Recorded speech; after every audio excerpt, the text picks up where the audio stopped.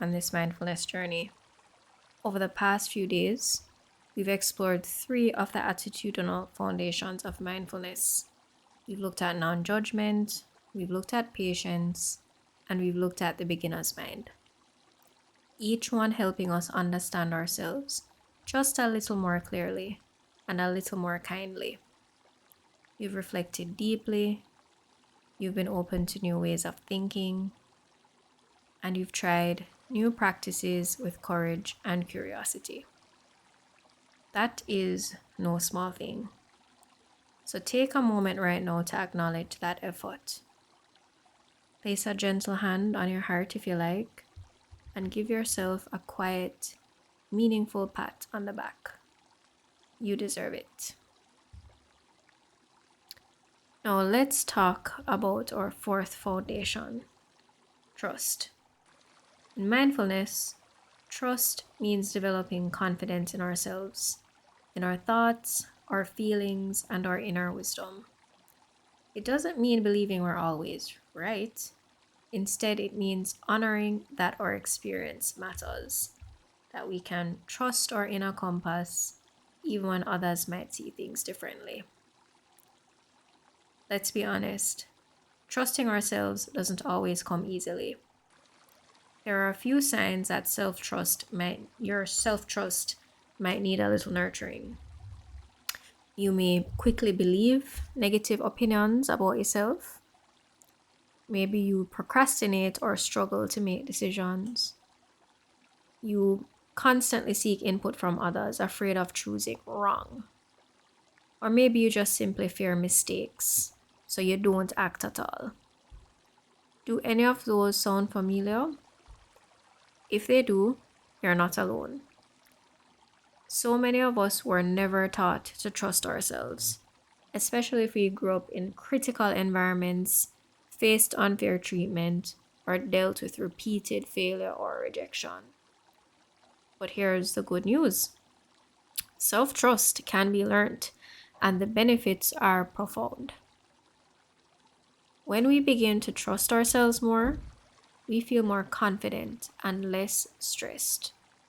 Our relationships deepen, and we become better decision makers. Not because we're perfect, but because we respect our own voice.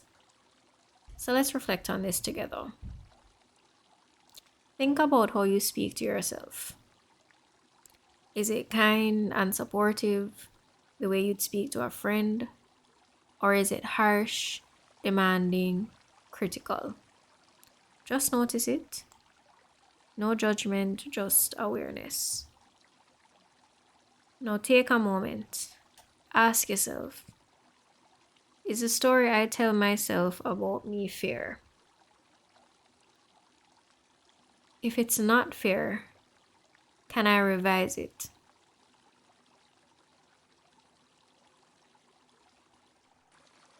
How would I revise it to sound like it's coming from a place of compassion, balance, fairness?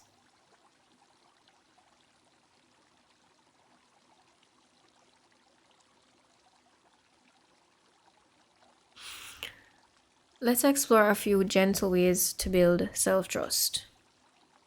You can start by reconnecting with yourself, and this is just spending quiet time alone.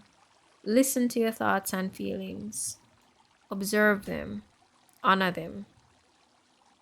A second thing you can do is be deliberate about enjoying your own company. What joy can you find in being with yourself, by yourself? Not in loneliness, but in presence. Third, be kind to yourself. Actually, actively compliment yourself. Celebrate your wins and treat yourself to something small but meaningful. And fourthly, learn something new. You don't have to be the best, but just enjoy the journey of growing and trying. So here are a couple of reflection questions for you today.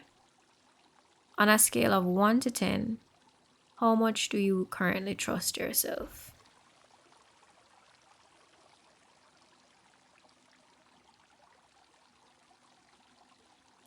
What's one small behavior you could try this week to nurture that trust? Maybe it's speaking more kindly to yourself. Maybe it's making one decision without asking anyone else for their approval. Write it down, set a reminder, let it be a small promise to yourself. And that brings us to the end of today's session.